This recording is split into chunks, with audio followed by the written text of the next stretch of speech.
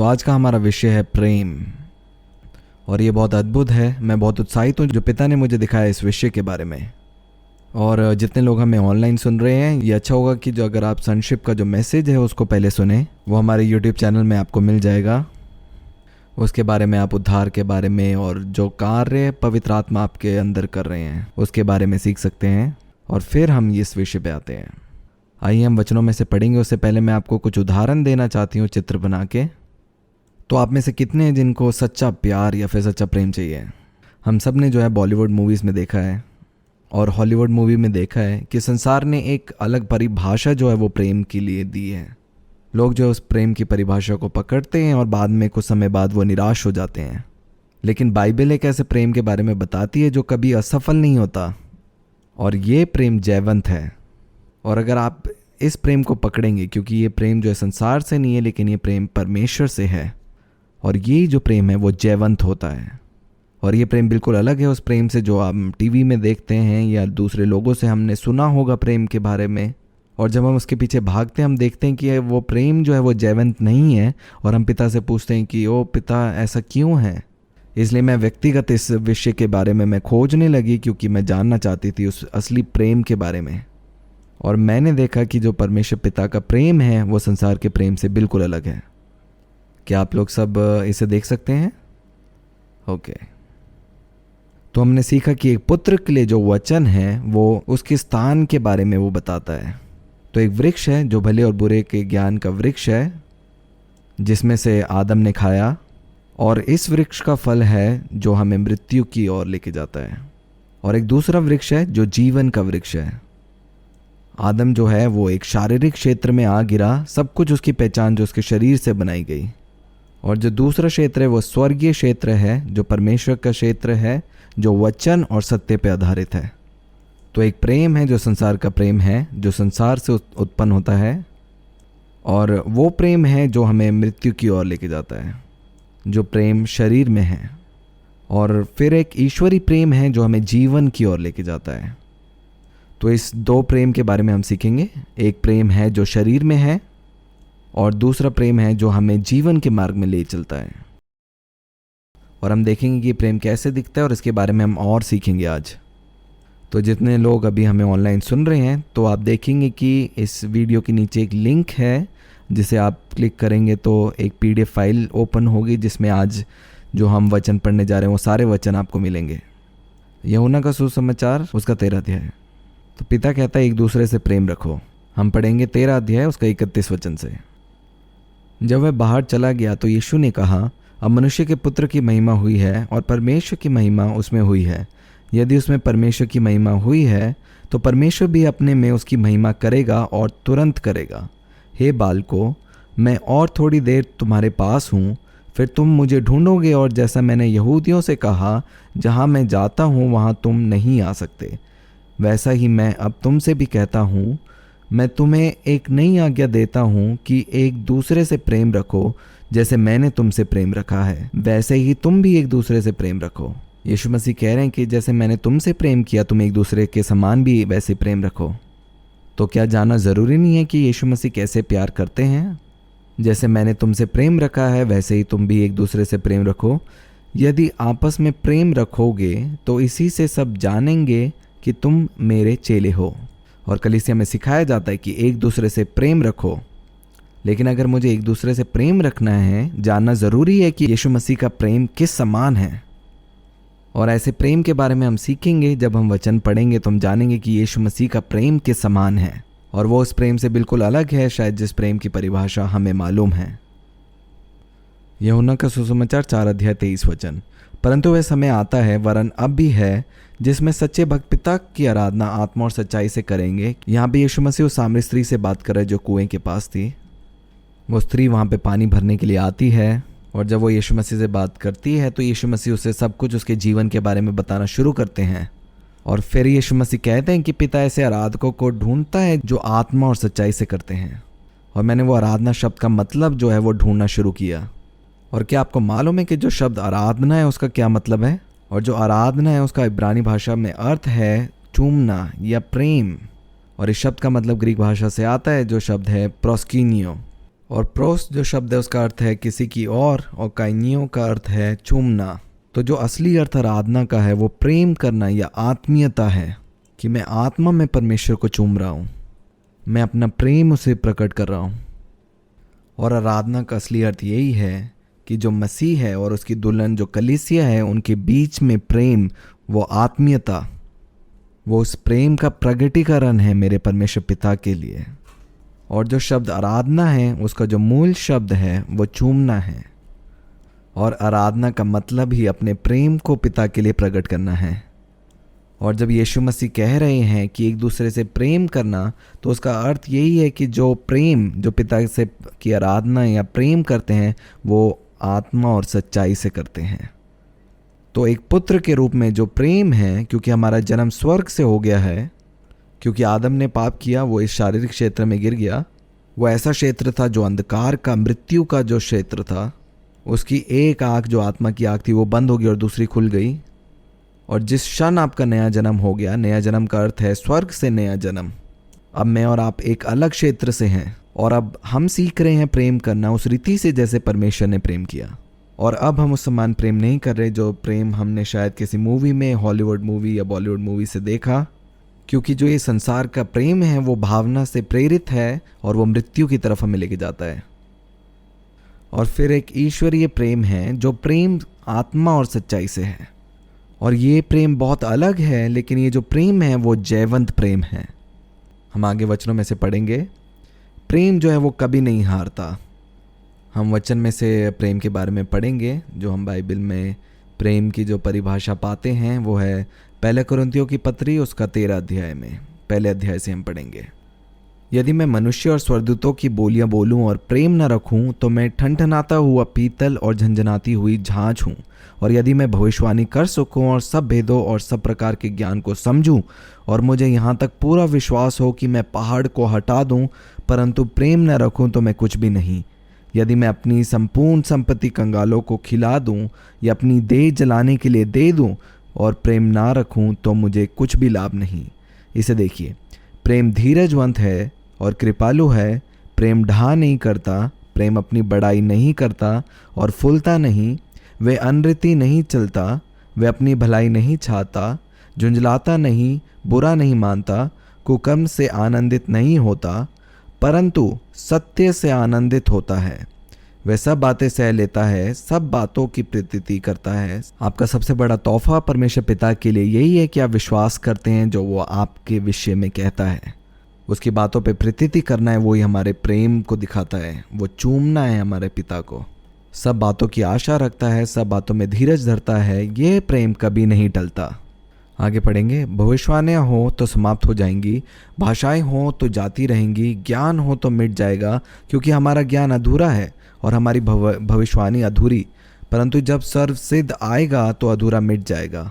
जब मैं बालक था तो मैंने बालक के समान बोलता था, बालकों का सा मन था, बालकों की सी समझ थी, परंतु जब सियाना हो गया तो बालकों की बातें छोड़ दी।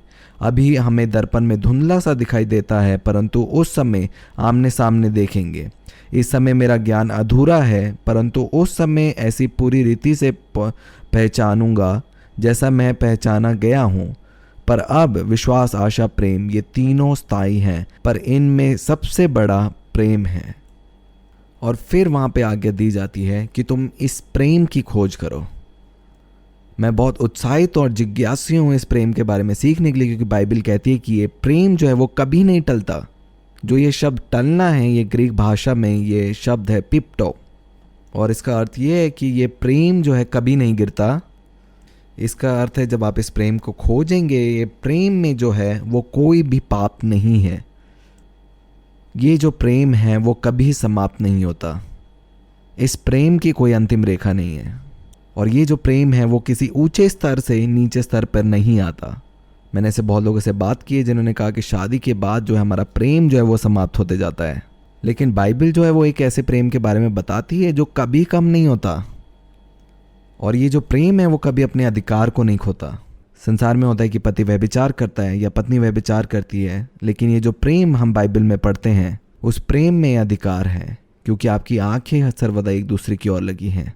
और इस प्रेम में मृत्यु का कोई प्रभाव नहीं है। इसका अर्थ है कि इस प्रेम में ऐसा कुछ है जो वो हमेशा अटल रहता है।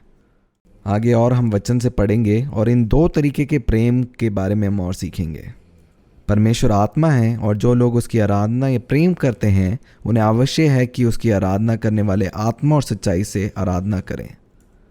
तो जो आत्मा और सच्चाई है उसका अर्थ क्या है? इसका अर्थ है कि जो स्थान परमेश्वर ने हमारे लिए रखा है हम उस स्थान से उसको प्रेम करें। और फिर हम देखेंगे कि यीशु मसीह ने किस तरीके से प्यार किया और देखेंगे उसका प्रेम कैसे अलग है। और हो सकता है कि आज के समय में वो उस प्रेम को जो है वो क्रूरता भी समझ सकते हैं, लेकिन जब यीशु मसीह इस प्रेम के साथ चलते हैं वो कहते हैं कि ये जो प्रेम है वो कभी नहीं टलता। क्या आप लोग ऐसा प्रेम नहीं चाहते जहां आप देते हैं और मतलब नहीं बनता, लेकिन आप जानते हैं कि ये प्रेम जो है वो जयवंत है?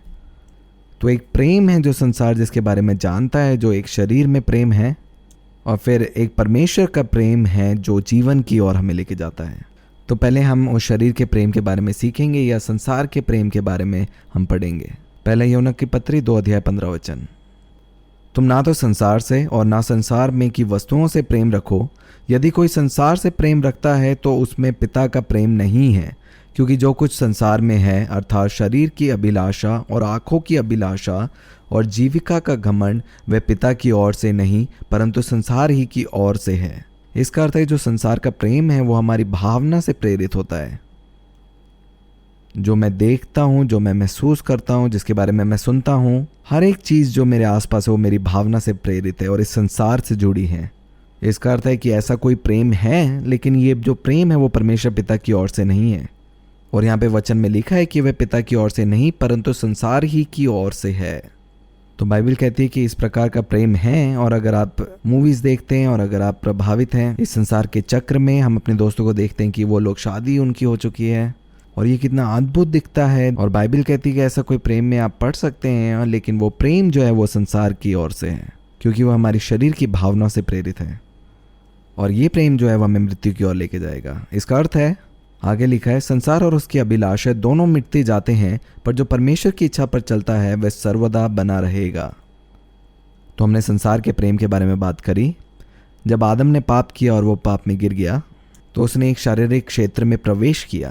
का अर्थ है हर एक चीज़ जो उसने देखी, उसने छुई, सबको उसी के अनुसार पहचान दी। तो ऐसा एक प्रेम है जो संसार से आता है, और फिर एक प्रेम है जो पिता की ओर से आता है, जो आत्मा और सच्चाई से है। आगे हम वचन में से पढ़ेंगे मरकुस का सुसमाचार उसका 8 अध्याय। इसकी हेडिंग है पतरस का यीशु को मसीह स्वीकार करना। इस वचन में भी शारीरिक प्रेम के बारे में हम सीख सकते हैं। मरकुस 8 अध्याय 27 वचन। यीशु और उसके चेले कैसरिया फिलिपी के गांव में चले गए। मार्ग में उसने अपने चेलों से पूछा, लोग मुझे क्या कहते हैं? उन्होंने उससे उत्तर दिया, यूहन्ना बपतिस्मा देने वाला, पर कोई कोई एलिया और कोई कोई भविष्यवक्ताओं में से एक भी कहते हैं। उसने उनसे पूछा, परंतु तुम मुझे क्या कहते हो? पतरस ने उसको उत्तर दिया, तू मसीह है। तब उसने उन्हें चिताकर कहा कि मेरे विषय में यह किसी को ना कहना। तब वह उन्हें सिखाने लगा कि मनुष्य के पुत्र के लिए आवश्यक है कि वह बहुत दुख उठाए और पुरनिय और प्रधान याजक और शास्त्री उसे तुच्छ समझकर मार डाले और वह 3 दिन के बाद जी उठे। उसने ये बात उनसे साफ साफ कह दी। इस पर पतरस उसे अलग ले जाकर झिड़कने लगा, परंतु उसने फिर कर अपने चेलों की ओर देखा और पतरस को झिड़क कर कहा, हे शैतान, मेरे सामने से दूर हो, क्योंकि तू परमेश्वर की बातों पर नहीं परंतु मनुष्य की बातों पर मन लगाता है। आपको मालूम है कि बाइबल हमें याद दिलाती कि अपने मनों को इस संसार की चीज़ों में नहीं लेकिन स्वर्ग की बातों पर ध्यान लगाया जाए। तो ये किस तरह का प्रेम है? यीशु मसीह ने चेलों से कहा कि मैं क्रूस पे चढ़ाया जाऊंगा, और पतरस को एक अद्भुत प्रकाशन मिला कि यीशु मसीह है। और अचानक से जब यीशु मसीह इस बारे में बात करने जाते हैं कि अब क्या होने वाला है, कि मैं मारा जाऊंगा और मैं मौत को हराकर तीसरे दिन जी उठूंगा, और पतरस उसे अलग लेके जाकर कहता है कि नहीं, आपके साथ ऐसा कभी नहीं होगा। और ये बात कितनी आत्मिक और कितनी अच्छी लगती है। लेकिन यीशु मसीह पतरस को कहता है कि हे शैतान, मेरे सामने से दूर हो, क्योंकि तू परमेश्वर की बातों पर नहीं परंतु मनुष्य की बातों पर मन लगाता है, संसारिक बातें। आगे पढ़ेंगे रोमियो की पत्री उसका 8 अध्याय। अतः अब जो मसीह यीशु में है उन पर दंड की आज्ञा नहीं, क्योंकि वे शरीर के अनुसार नहीं वरन आत्मा के अनुसार चलते हैं। क्योंकि जीवन की आत्मा की व्यवस्था ने मसीह यीशु में मुझे पाप की और मृत्यु की व्यवस्था से स्वतंत्र कर दिया।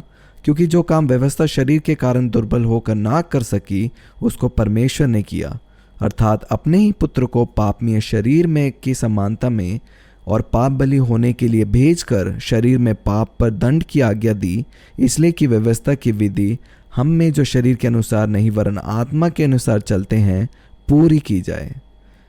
जैसे हेब्रन ने आज आराधना के वक्त इस बात को कहा, हर एक पाप जो हमने शरीर में करे, आवश्यक था कि यीशु मसीह इस संसार में आए, क्रूस में जाए, ताकि शरीर में उस पाप की दंड की आज्ञा पाए, ताकि मेरी और आपकी जो मांग है इस शरीर में पवित्र ना होने की, उसकी कीमत पहले से ही किसी और के शरीर पर पूरी दी गई है। इसलिए अब हमारी धार्मिकता हमारे कामों के अनुसार नहीं है, वो इस व्यक्ति के अनुसार है जिसने हमारे लिए वो सब कुछ किया, वो उसकी धार्मिकता है। आगे पढ़ेंगे 5 वचन से। क्योंकि शारीरिक व्यक्ति शरीर की बातों पर मन लगाता है, इसका अर्थ है संसारिक बातों पे जो इस संसार की है। क्योंकि शारीरिक व्यक्ति शरीर की बातों पर मन लगाते हैं, परंतु आध्यात्मिक आत्मा की बातों पर मन लगाते हैं। शरीर पर मन लगाना तो मृत्यु है, इसका मतलब संसार का प्रेम जो मृत्यु है, परंतु आत्मा पर मन लगाना जीवन और शांति है। इसका अर्थ है ये मुझे शांति दे रहा है। इसका अर्थ है कि अगर मैं इस प्रेम को खोजूंगी वो मुझे शांति देगा। ये प्रेम टलता नहीं, इस प्रेम में जीवन है और मृत्यु का कोई प्रभाव नहीं है। और ये प्रेम हमारे लिए उपलब्ध है, बस इसकी जानकारी हमें पहले नहीं थी। क्योंकि जितनी भी पहचान या बीज हमें मिले प्रेम के बारे में वो इस संसार के थे और हम इस ईश्वरीय प्रेम से बिल्कुल अज्ञात थे। आगे वचन में पढ़ेंगे, क्योंकि शरीर पर मन लगाना तो परमेश्वर से बैर रखना है, क्योंकि ना तो परमेश्वर की व्यवस्था के अधीन है और ना हो सकता है, और जो शारीरिक दशा में है वह परमेश्वर को प्रसन्न नहीं कर सकता। रोमियो की पत्री उसका 5 अध्याय 5 वचन। अतः जब हम विश्वास से धर्मी ठहरे तो अपने प्रभु यीशु मसीह के द्वारा परमेश्वर के साथ मेल रखें, जिसके द्वारा विश्वास के कारण उस अनुग्रह तक जिसमें हम बने हैं हमारी पहुंच भी हुई, और परमेश्वर की महिमा की आशा पर घमंड करें। केवल ये नहीं वरन हम कलेशों में भी घमंड करें, ये जानकर कि कलेश से धीरज और धीरज से खरा निकलना और खरे निकलने से आशा उत्पन्न होती है। आशा उत्पन्न होती है कि हम उस आशा को पकड़ के रखते हैं, और आशा से लज्जा नहीं होती।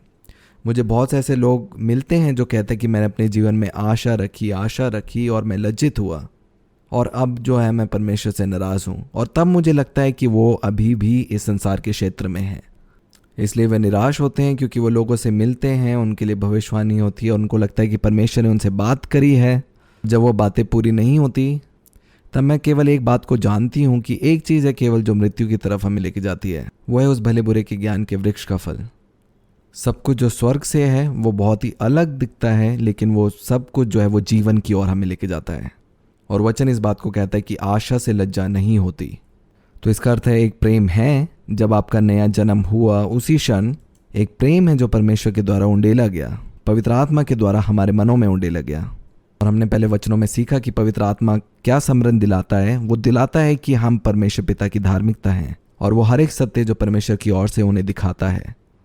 और इसका अर्थ है कि जो प्रेम और सत्य है वो हमेशा साथ में है, क्योंकि अगर आपको उसके प्रेम को जानना है तो ज़रूरी है उसके सत्य को जानना। वो हमें उस सत्य में हमें प्रेम करता है, वो उस पदवी से उस स्थान से हमें प्रेम करता है। इसलिए जब हम एक दूसरे को भी प्रेम करें तो अवश्य है कि अपनी पहचान में प्रेम करें। और अगर हम अपनी असली पहचान में प्रेम करना सीखेंगे तो उस प्रेम से बिल्कुल अलग होगा जो इस संसार में प्रेम पाया जाता है। क्योंकि हो सकता है कि वो अपने भावनाओं के अनुसार, अपने शरीर के अनुसार एक दूसरे से प्रेम रखें। हम इस वचन को दोबारा पढ़ेंगे 1 कुरिन्थियों उसका 13 अध्याय में। प्रेम सत्य से आनंदित होता है, वह सब बातें सह लेता है, सब बातों की प्रीति करता है, सब बातों की आशा रखता है, सब बातों में धीरज धरता है। यह प्रेम कभी नहीं टलता। पुत्र, हम एक दूसरे से प्रेम रखते हैं अपनी पहचान में बने रहने के द्वारा। हम एक दूसरे को सत्य में प्रेम करते हैं, और ये जो प्रेम है वो नहीं टलता। और जब आत्मा और सच्चाई से आप किसी से प्रेम करते हैं तो वो उस मरी हुई परिस्थिति में जीवन लाने के लिए भी सामर्थ्य है। आप एक दूसरे से उस सत्य में प्रेम रखें, और इस प्रेम में मृत्यु का कोई प्रभाव नहीं। क्या आप अपने जीवन में इस तरह के प्रेम को नहीं चाहते? क्या अपने वैवाहिक जीवन में जो पानी को दाखरस में बदल देता है वो प्रेम, और ये जो प्रेम है ये किसी भावना या काम के आधारित नहीं है, लेकिन उस सत्य पर आधारित प्रेम है। एक पुत्र के मन से फिर आप एक दूसरे से प्रेम रखते हैं, क्योंकि एक क्षेत्र से जो प्रेम करता है वो एक गुलाम की तरह है, और दूसरे क्षेत्र से जो प्रेम करता है वो एक परमेश्वर के पुत्र के समान है। और हो सकता है इससे पहले बहुत से रिश्तों में आप जुड़े हों, लेकिन आप एक दास के तरह थे जिसमें आप कुछ बोलने का आपको अधिकार भी नहीं था।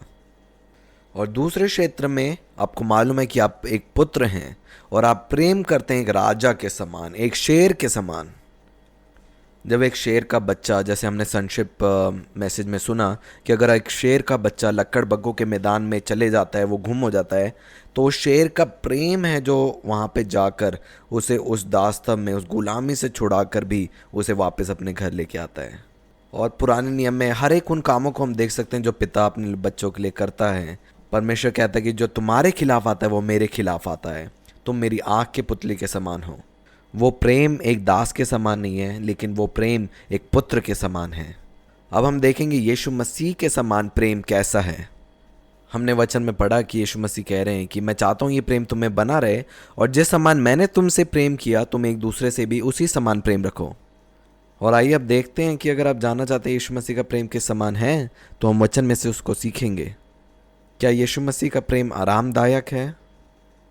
आइए हम वचन में से पढ़ेंगे। हम यूहन्ना का सुसमाचार उसका 6 अध्याय, यूहन्ना का सुसमाचार उसका 6 अध्याय। स्वर्ग से रोटी। नाशवान भोजन के लिए परिश्रम ना करो, परंतु उस भोजन के लिए जो अनंत जीवन तक ठहरता है, जिसे मनुष्य का पुत्र तुम्हें देगा, क्योंकि पिता अर्थात परमेश्वर ने उसी पर छाप लगाई है। उन्होंने उससे कहा, परमेश्वर के कार्य करने के लिए हम क्या करें? यीशु ने उनसे उत्तर दिया, परमेश्वर का कार्य ये है कि तुम उस पर जिसे उसने भेजा है विश्वास करो। परमेश्वर का कार्य क्या है? वो कौन सा काम है जो आप करें? सिर्फ यीशु मसीह पे विश्वास कीजिए कि वह स्वर्ग से आया और आपके पापों के लिए वो मारा गया, और आप जब ये अंगीकार करते हैं तो आप स्वर्ग राज्य में प्रवेश करते हैं। आगे वचन में हम पढ़ेंगे, परमेश्वर के कार्य करने के लिए हम क्या करें? यीशु ने उन्हें उत्तर दिया, परमेश्वर का कार्य ये है कि तुम उस पर जिसे उसने भेजा है विश्वास करो। और नीचे पढ़ेंगे हम 63 वचन में, और यहाँ पे यीशु मसीह अपने देह के बारे में बोलते हैं, उस स्वर्ग की रोटी के बारे में, कि जब तक तुम मुझसे नहीं खाओगे और जब तक मेरे लहू में शामिल नहीं होगे तब तक तुम अनंत जीवन नहीं प्राप्त कर सकते। और जब यीशु मसीह इन बातों को कह रहे थे, बहुत से लोग वहाँ पे जो खड़े थे वो नाराज़ हो रहे थे, और क्योंकि उस बात को नहीं समझ पा रहे थे कि यीशु मसीह क्या कहना चाह रहे हैं। और 63 वचन में हम पढ़ेंगे, आत्मा तो जीवनदायक है, आत्मा तो जीवनदायक है, जीवन देने वाला है। कई बार जब हम अपने रिश्तों में होते हैं तो हम चाहते हैं कि लोग जो है हमारे शरीर से जो है वो हमेशा जुड़े रहें, और चाहे आप इसे जितना भी चाहें, लेकिन वचन कहता है कि आत्मा है जो जीवनदायक है और शरीर से कुछ लाभ नहीं। अगर आप किसी को शरीर में कोई मार्ग दिखाते हैं तो वो अंत में मृत्यु की ही तरफ ही लेके जाएगा। और ये ज़रूरी नहीं है सिर्फ पति पत्नी या फिर बच्चे में, और हर एक रिश्ते जो आपसे जुड़े हैं, याद रखें कि आत्मा है जो जीवन देने वाला है। आगे वचन में पढ़ेंगे, जो बातें मैंने तुमसे कही हैं वे आत्मा है और जीवन भी हैं, परंतु तुम में से कुछ ऐसे हैं जो विश्वास नहीं करते। क्योंकि यीशु पहले ही से जानता था कि जो विश्वास नहीं करते वे कौन हैं और कौन मुझे पकड़वाएंगे। और उसने कहा, इसीलिए मैंने तुमसे कहा था कि जब तक किसी को पिता की ओर से वरदान ना दिया जाए तब तक वह मेरे पास नहीं आ सकता। जो यीशु मसीह के साथ चेले थे उसके बारे में लिखा है, इस पर उसके चेलों में से बहुत से उल्टे फिर गए और उसके बाद उसके साथ ना चले। बहुत से ऐसे लोग थे जिनको इस बात से बुरा लगा और वो फिर यीशु मसीह के साथ नहीं चले, लेकिन यीशु मसीह केवल और केवल सत्य बोल रहे थे। आगे लिखा है, तब यीशु ने उन 12 से कहा, क्या तुम भी चले जाना चाहते हो? शमौन पतरस ने उसको उत्तर दिया, हे प्रभु, हम किसके पास जाएं? अनंत जीवन की बातें तो तेरे ही पास है, और हमने विश्वास किया और जान गए हैं कि परमेश्वर का पवित्र जन तू ही है। यीशु मसीह आते हैं और सत्य का प्रचार करते हैं, प्रेम को बोलते हैं कि मैं तुम्हारे लिए आया, कि शरीर में मैं तुम्हारे लिए ये जो मांस है और लहू बहे ताकि तुम उद्धार पाओ। और कुछ लोग हैं जो इस सत्य से नाराज हो जाते हैं। लोगों को बुरा लगा यीशु मसीह की बात सुनकर, लेकिन मेरा कहने का मतलब ये है कि अगर आप जानना चाहते हैं कि उसका प्रेम कैसा है, तो जानना ज़रूरी है कि वो अपनी पहचान में रहकर वो प्रेम को कर रहा है। क्योंकि अगर एक राजा है, अगर वो चाय भी पी रहा है तो वो उसी समान, एक राजा के समान उस चाय को पिएगा। और अगर वो बाहर जाकर किसी से हाथ मिलाता है तो वो भी एक राजा के समान उससे हाथ मिलाएगा। हर एक काम जो वो राजा करेगा वो अपनी उस पहचान में करेगा कि वह एक राजा है। मैं और आप परमेश्वर के पुत्र हैं, और जब मैं और आप प्रेम करते हैं तो हम अपनी पहचान को नहीं भूले कि हम कौन हैं। आगे पढ़ेंगे मरकुस का सुसमाचार, उसका 4 अध्याय 35 वचन। यीशु तूफान में भी सोता है। आप मेरे साथ बाइबल निकाल सकते हैं इस वचन को, मरकुस का सुसमाचार, उसका 4 अध्याय 35 वचन। उसी दिन जब सांझ हुई तो उसने चेलों से कहा, आओ हम पार चलें। और वे भीड़ को छोड़कर जैसा वहाँ था वैसे ही उसके नाव पर साथ ले चले, और उसके साथ और भी नावें थीं। तब बड़ी आंधी आई और लहरें नाव पर यहाँ तक लगी कि वह पानी से भरी जाती थी, पर वह आप पिछले भाग में गद्दी पर सो रहा था। एक बड़ी आंधी थी, लहरें नाव पर यहाँ तक लगी कि पानी भी भर रहा था, लेकिन वह उस नाव में सो रहा था। तब उन्होंने उसे जगाकर उससे कहा, हे गुरु, क्या तुझे चिंता नहीं कि हम नष्ट हुए जाते हैं? यीशु मसीह, क्या आपको चिंता नहीं है ये मेरे जीवन में मेरे साथ क्या हो रहा है? तब उन्होंने उसे जगाकर कहा, हे गुरु, क्या तुझे चिंता नहीं कि हम नष्ट हुए जाते हैं? आपको मालूम है, जब हम इस दृश्य की कल्पना करते हैं तो ये थोड़ा दया रहित लगता है, और ये जो प्रेम है वो थोड़ा गैर जिम्मेवार लगता है कि देखो यहाँ पे मेरे जीवन में तूफान आ रहा है। क्या आपको मुझे पूछने की ज़रूरत नहीं है? क्या मुझे कॉल करने की ज़रूरत नहीं है? क्या आपको मेरी बिल्कुल भी चिंता नहीं है? और ये प्रेम जो है वो दया रहित लगता है, वो गैर जिम्मेदार लगता है। लेकिन यहाँ पे वचन में देखिए, तब उन्होंने उसे जगाकर उसे कहा, हे गुरु, क्या तुझे चिंता नहीं कि हम नष्ट हुए जाते हैं? तब उसने उठकर आंधी को डांटा और पानी से कहा, शांत रहे, थम जा। और आंधी थम गई और बड़ा चैन हो गया। और उनसे कहा, तुम क्यों डरते हो? क्या तुम्हें अब तक विश्वास नहीं? यह ग्रीक भाषा में इसका ट्रांसलेशन है, क्या अब तक तुम्हें विश्वास नहीं कि मैं तुम्हारे लिए विश्वास योग्य हूँ? वे बहुत ही डर गए और आपस में बोले, ये कौन है कि आंधी और पानी भी उसकी आज्ञा मानते हैं?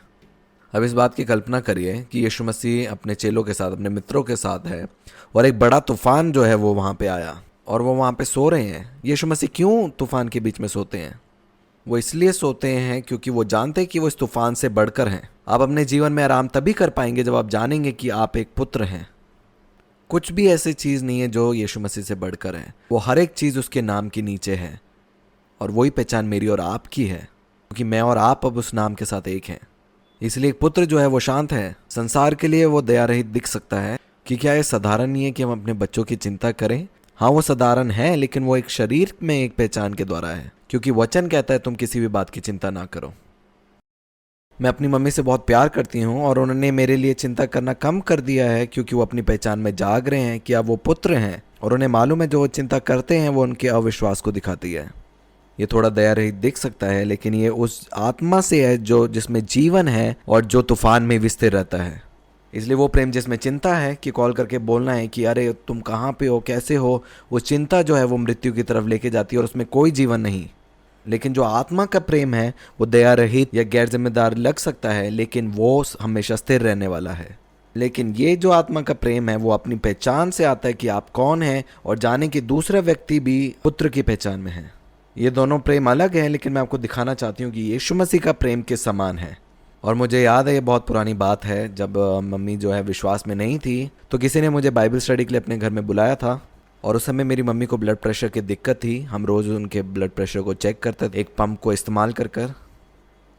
और मैं इस मीटिंग में जा रही थी, तब अचानक से मेरी मम्मी ने कॉल करके मुझे कहा कि मेरा ब्लड प्रेशर बहुत हाई हो चुका है, वो 104 या 102 हो चुका है, और तुम इस मीटिंग में जा रहे हो। और आपको मालूम है, जब मैंने इसको सुना, उसको सुनने के बाद भी जो है मैं मीटिंग में गई, और मैंने इस बात को कहा कि मैं जैसे मीटिंग में भी जा रही हूँ, आप देखेंगे आपका ब्लड प्रेशर नॉर्मल हो जाएगा।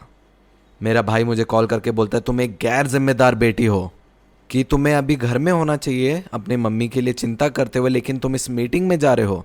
लेकिन मैं फिर भी गई, और इस समय जो है मैं एक बहुत गैर जिम्मेदार बेटी लिख सकती हूँ कि मैं अपनी माँ की चिंता नहीं करती, मैं उनको कॉल नहीं करती, मैं उन्हें पूछती नहीं हूँ। अगर कुछ भी दिक्कत परेशानी हो मैं उनको कहती हूँ कि आप यीशु मसीह से मांगिए। वो इसलिए क्योंकि मुझे मालूम है कि मैं एक पुत्र हूँ और मैं एक वाचा के अंदर हूँ, क्योंकि भजन संहिता 91 में लिखा है कि कोई दुख तेरे डेरे के निकट नहीं आएगा।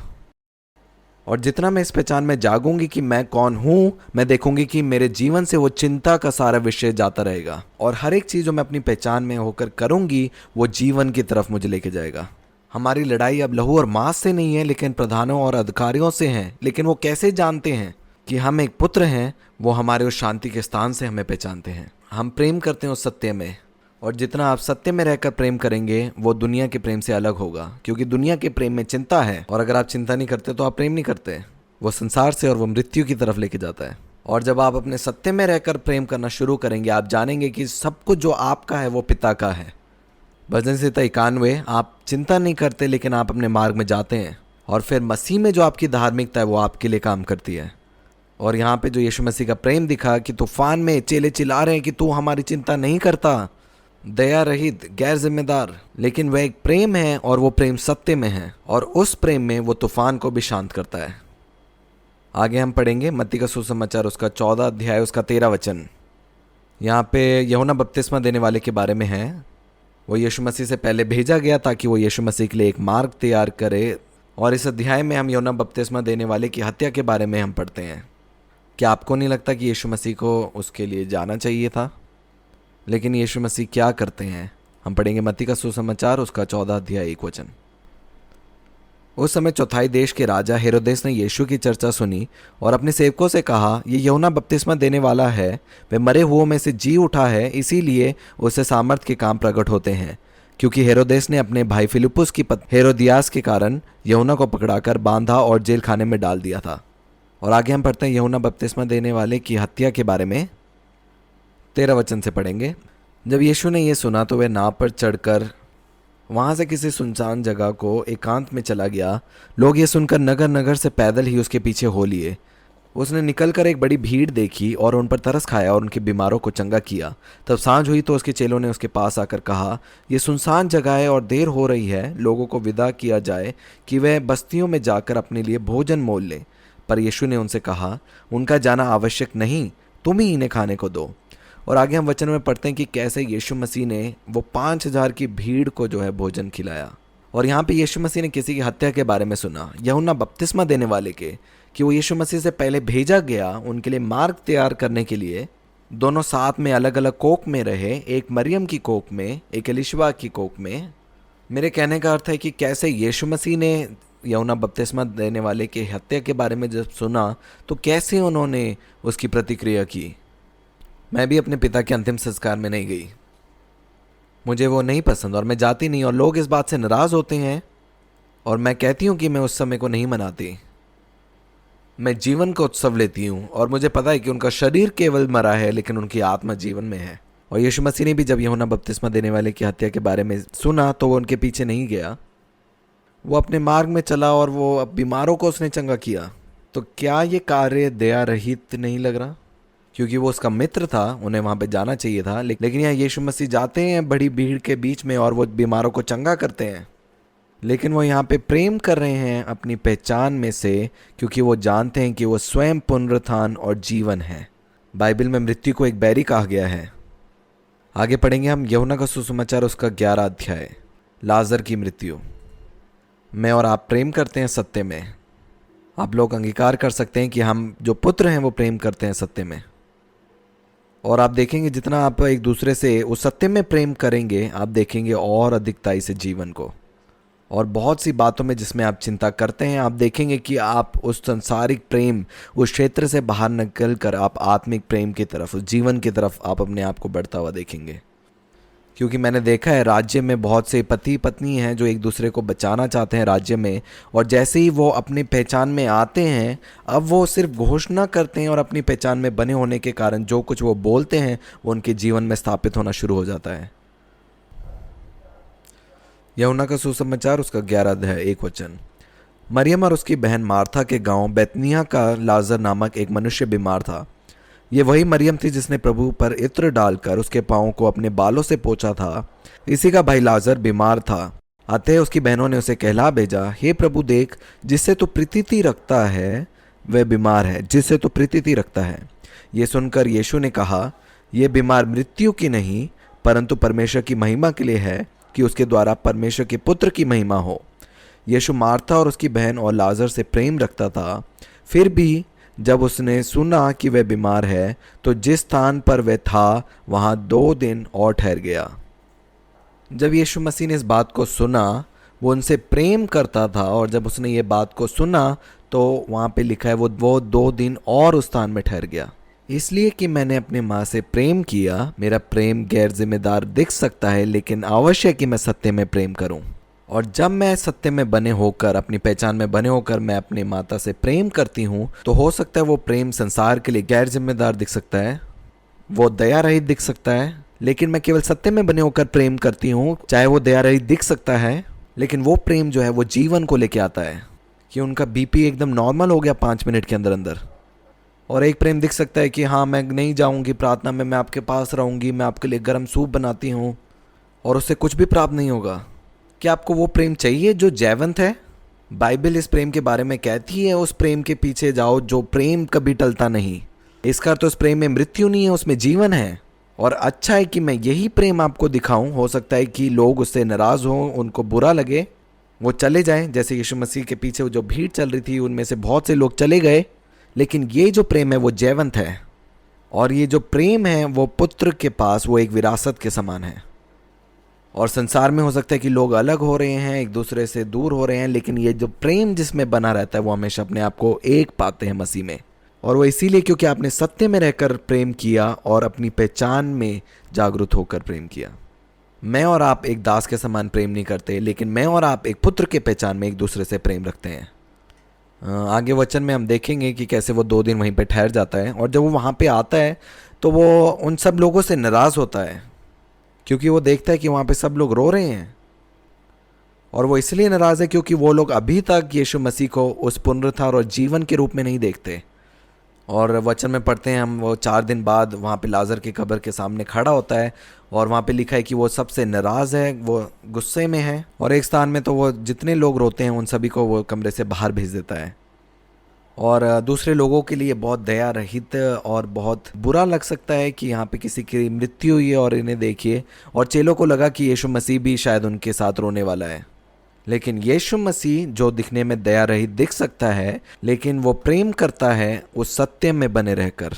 और उन्हें मालूम है कि वो क्या करने जा रहे हैं। वो वहाँ पे आते हैं और परमेश्वर पिता से कहते हैं कि धन्यवाद हो पिता, क्योंकि मुझे पता है कि आप मेरी प्रार्थनाओं को सुनते हैं। वही मेरा और आपका स्थान है। क्या आपको मालूम है, फ़र्क नहीं पड़ता आप क्या प्रार्थना कर रहे हैं, क्योंकि पिता के जो कान हैं वो सर्वदा पुत्र के लिए पहले खुले हैं, कि मुझे मालूम है जो मैं कहती हूँ वो आप सुनते हो। ये एक पहचान के बारे में मेरे सत्य है। इसलिए यीशु मसीह ने कहा कि मैं धन्यवाद करता हूँ पिता, क्योंकि तू मेरी प्रार्थनाओं को सुनता है। और जो भीड़ भी थी वो यीशु मसीह को देखकर सोचती होगी कि ये कुछ भी जो मांगता है वो पिता उसे हमेशा देता है। इसका परमेश्वर के साथ एक खास रिश्ता है। और वो खास रिश्ता कैसे था कि उसने कभी भी अपने आप को पिता से अलग नहीं देखा। उसने हमेशा अपने आप को पिता के साथ एक देखा, और मेरी और आपकी पहचान भी अब इसी से मान है। यीशु मसीह उस स्थान में आए, उन्होंने उस सत्य में रहकर उसे प्रेम किया, और यहाँ पे मृत्यु व्यक्ति लाजर जीवन में आ गया। क्या यीशु मसीह दूसरे लोगों के समान हो सकता था? उनके पास जाकर उनको सहानुभूति दे सकता था, लेकिन फिर वहाँ पे शायद कोई जीवन ना होता। इसी तरह मेरे पास्टर ने भी मुझे सहानुभूति दी जब मेरे पिता को कैंसर बोला गया, और मुझे बुरा लगा, क्योंकि अगर आप किसी को दिलासा दे रहे हैं इसका मतलब आप विश्वास नहीं करते, क्योंकि आप उस सत्य से आपने अभी तक अपनी पहचान नहीं बनाई।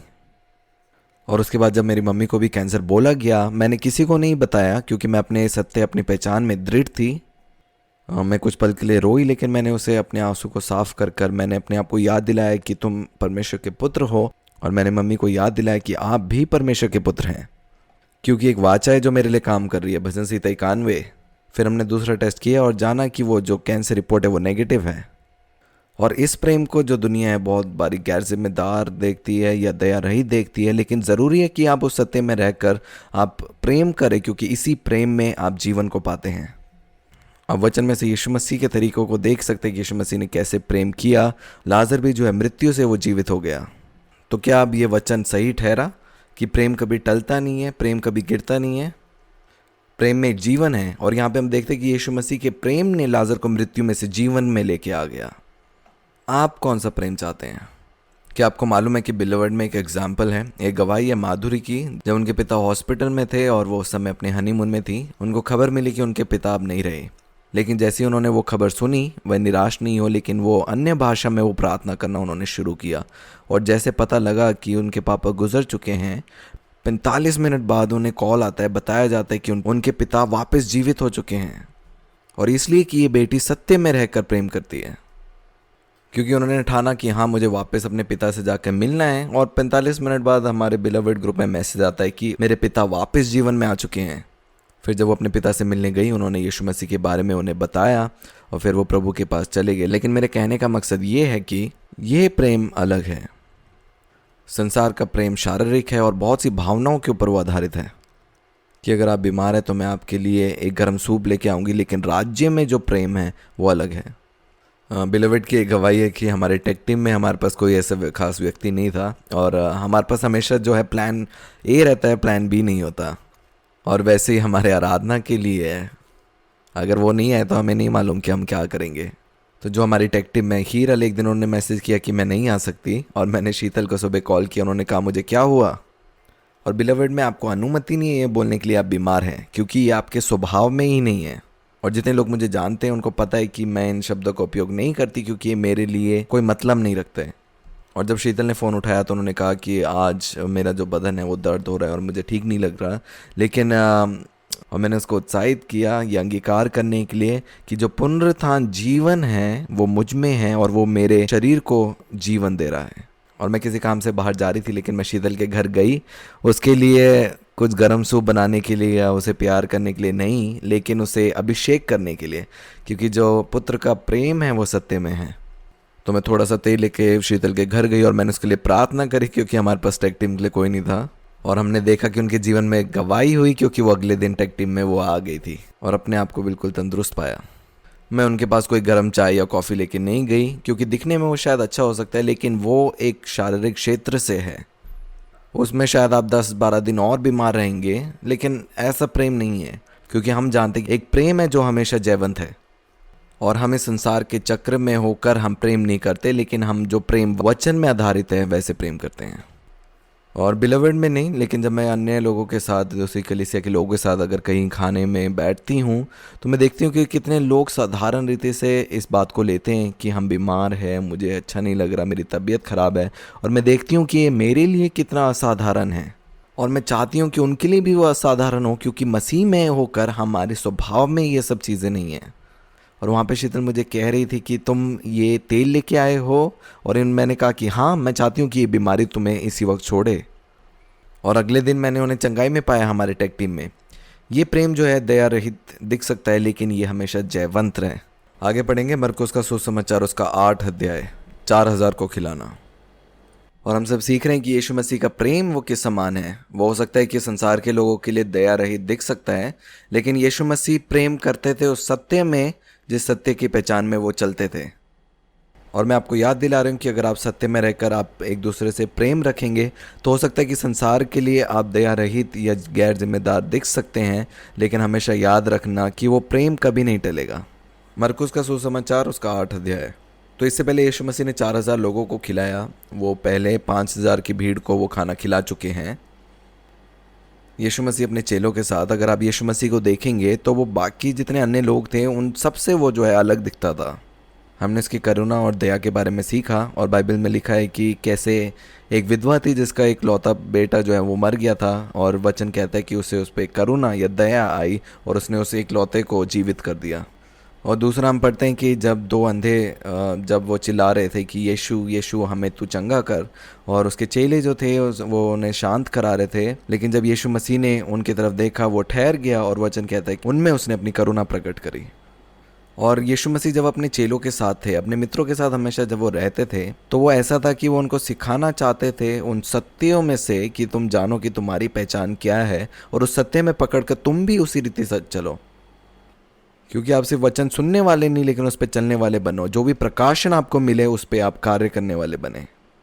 तो यहाँ पे हम वचन में पढ़ेंगे कि कैसे यीशु मसीह ने पहले 5000 की भीड़ को उन्होंने खिलाया, और बिल्कुल वैसी ही परिस्थिति अब उनके सामने है जहाँ पे उन्हें 4000 की भीड़ को खिलाना है। और देखिए क्या होता है। हम पढ़ेंगे मरकुस उसका 8 अध्याय के 11 वचन से हम पढ़ेंगे। फरीसियों द्वारा स्वर्गीय चिन्ह की मांग। 11 वचन। फिर फरीसी आके उसे वाद विवाद करने लगी और उसे जांचने के लिए उसे कोई स्वर्गीय चिन्ह मांगा। उसने अपनी आत्मा में आ भरकर कहा, इस समय के लोग क्यों चिन्ह ढूंढते हैं? मैं तुमसे सच कहता हूँ कि इस समय के लोगों को कोई चिन्ह नहीं दिया जाएगा। और उसके आगे हम पढ़ते हैं कि कैसे वो चेतावनी देता है फरीसियों और हेरोदेस के खमीर के बारे में। 14 वचन। चेले रोटी लेना भूल गए थे और नाव में उनके पास एक ही रोटी थी। उसने उन्हें चिताया, देखो फरीसियों के खमीर और हेरोदेस के खमीर से चौकस रहो। ये आपस में विचार करके कहने लगे, हमारे पास रोटी नहीं है। ये जानकर यीशु ने उनसे कहा, तुम क्यों आपस में ये विचार कर रहे हो कि हमारे पास रोटी नहीं? क्या अब तक नहीं जानते और नहीं समझते? क्या तुम्हारा मन कठोर हो गया है? क्या आँख रखते हुए भी नहीं देखते और कान रखते हुए भी नहीं सुनते? और क्या तुम्हें स्मरण नहीं? यहाँ पे जब हम वचन पढ़ते हैं, मैं कल्पना करते हैं कि यीशु मसीह जो अपने चेलों को साधारण रीति से नहीं बोल रहे हैं, वो बोल रहे हैं जताने के लिए कि क्या अब तक नहीं जानते और नहीं समझते? क्या तुम्हारा मन कठोर हो गया है? क्या आंखें रखते हुए भी नहीं देखते और कान रखते हुए भी नहीं सुनते? और आगे हम पढ़ते हैं कि यीशु मसीह उनको बताता है कि जब 5,000 की भीड़ को खिलाया था तो कितनी टोकरियां बाकी रह गई थी, और उन्होंने कहा कि 12। और फिर वो उनसे पूछता है कि जब 4,000 की भीड़ को खिलाया तब कितनी टोकरियां तुमने उठाई, और उन्होंने कहा 7। और फिर 21 वचन में यीशु मसीह उनसे कहता है कि क्या तुम अब तक नहीं समझते कि जागो जागो, कि अब तक क्यों नहीं तुम समझते? क्यों अपने मनों को कठोर किया है? आगे पढ़ेंगे यूहन्ना का सुसमाचार, उसका 2 अध्याय 23 वचन। यीशु मनुष्य के मन को जानता है। जब वह यरूशलेम में फंसे के समय पर में था तो बहुतों ने उन चिन्हों को जो वह दिखाता था देखकर उसके नाम पर विश्वास किया, परंतु यीशु ने अपने आप को उनके भरोसे पर नहीं छोड़ा, क्योंकि वह सब कुछ जानता था और उसे आवश्यकता ना थी कि मनुष्य के विषय में कोई गवाही दे, क्योंकि वह आप ही जानता था कि मनुष्य के मन में क्या है। ये वो लोग थे जो यीशु मसीह को लेकर जा रहे थे और कह रहे थे कि आओ हम यीशु मसीह को राजा बनाएं। और यहाँ पे वचन कहता है कि यीशु ने अपने आप को उनके भरोसे पर नहीं छोड़ा, क्योंकि वह जानता था कि मनुष्य के मन में क्या है, कि यही लोग जिन्होंने आज मुझे ऊंचे पे चढ़ाए, यही लोग मुझे कल को गिराएंगे। और वह लोगों की और भीड़ की भावनाओं में नहीं आया, क्योंकि वो एक संसारिक क्षेत्र में पाया जाता है। वो हमें सत्य में प्रेम करता है, और वो उसकी आशा यही है कि जब मैं और आप एक दूसरे से प्रेम रखें तो उस संसार के तरीके में नहीं, लेकिन उस सत्य में प्रेम करें, ताकि उस प्रेम से जीवन उत्पन्न हो। यूहन्ना का सुसमाचार, उसका 17 अध्याय। आज मैं चाहती हूँ कि आप इन वचनों को अपने हृदय की गहराइयों में उतरने दें, क्योंकि इन वचनों में सामर्थ्य है कि मृत्यु परिस्थिति में भी जीवन लेके आने के लिए।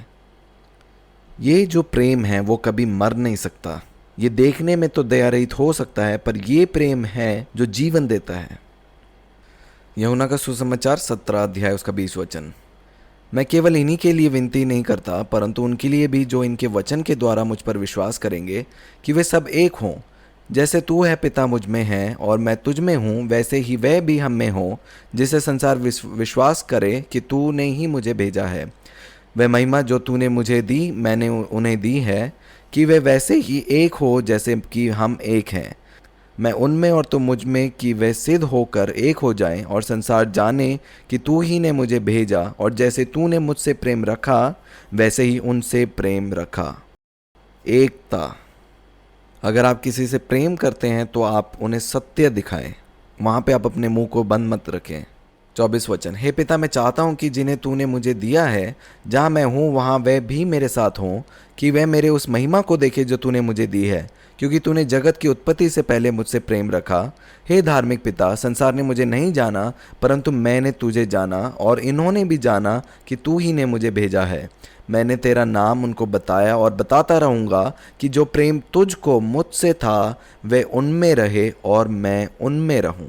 यीशु मसीह संसार के प्रेम के बारे में नहीं बोल रहे, लेकिन वो ईश्वरीय प्रेम के बारे में बोल रहे हैं, सत्य में जो है। मुझे याद है बहुत सालों पहले मेरे जीवन में ऐसे 2 व्यक्ति मेरे जीवन में थे, जिनमें से एक व्यक्ति ऐसा था जो मुझे वो सब बातें बताता था, जैसे जो बातें सुनकर मुझे दिलासा मिलता था, मुझे शांति मिलती थी। लेकिन दूसरा व्यक्ति ऐसा था जो केवल और केवल सत्य बोलता था।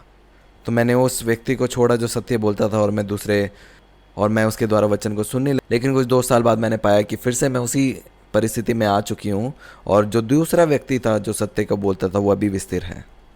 आपको किसके समान प्रेम चाहिए? जो परमेश्वर का प्रेम है वो इस संसार के प्रेम से पूरा अलग है। मेरे जीवन में 8 या 9 साल पहले मेरे जीवन में एक लड़का आया जो बहुत रो रहा था, अपनी भावनाओं में बहकर वो पूरा प्रेम को मेरे तरफ प्रकट कर रहा था कि मैं तुमसे बहुत प्रेम करता हूँ, और सब कुछ जो है वो इतना भावुक था। और आप कल्पना करिए कि आपके लिए कोई रो रहा है और कह रहा है कि मैं आपसे बहुत प्यार करता हूँ। और उस समय मैं सीख रही थी प्रेम के बारे में, और मैंने देखा, अपने जीवन में अनुभव किया कि जो प्रेम सत्य में है वो कभी नहीं टलता। 72 घंटे बाद वो व्यक्ति एक गिरगिट के समान उसने अपना रूप बदल लिया। मैं और आप संसार के रीति रिवाज से नहीं चलते। क्योंकि हर एक बातें जो इस संसार की है वो हमारी भावनाओं से, हमारे शरीर से जुड़ी है, और वो सब बातें मृत्यु की हैं। और अगर आप समझदार हैं तो आप ठहरेंगे और देखेंगे क्या ये प्रेम जो है वो शरीर में है या फिर ये जो प्रेम है वो आत्मा और सत्य में है। इब्रानियों की पत्री उसका 12 अध्याय। और तुम उस उपदेश को जो तुमको पुत्रों के समान दिया जाता है भूल गए हो। हे मेरे पुत्र, प्रभु की ताड़ना को हल्की बात ना जान, और जब वह तुझे घुड़के तो सांस ना छोड़, क्योंकि प्रभु जिससे प्रेम करता है उसकी ताड़ना भी करता है। इसका मतलब हमें सही करता है, लेकिन वो हमें बीमारी देकर सही नहीं करता, क्योंकि वो हर एक चीज़ यीशु मसीह जिसके लिए मर गया वो उसका इस्तेमाल नहीं करेगा आपको सिखाने के लिए। वो कभी आपको किसी एक्सीडेंट में नहीं डालेगा और बोलेगा हाँ ये मैंने आपको किया ताकि आप इसमें से कुछ सीखें। आप कभी अपने बच्चों के साथ ऐसा नहीं करेंगे, तो आप कभी कल्पना भी मत करें कि आप परमेश्वर से बेहतर हैं, क्योंकि प्रभु जिससे प्रेम करता है उसकी ताड़ना भी करता है। आज के समय प्रभु आपको सिखाता है वचन के द्वारा। वो भेजता है उन लोगों को जो आपको वचन से सिखाते हैं। 7 वचन, तुम दुख को ताड़ना समझकर सह लो, परमेश्वर तुम्हें पुत्र जानकर तुम्हारे साथ बर्ताव करता है। वे कौन सा पुत्र है जिसकी ताड़ना पिता नहीं करता?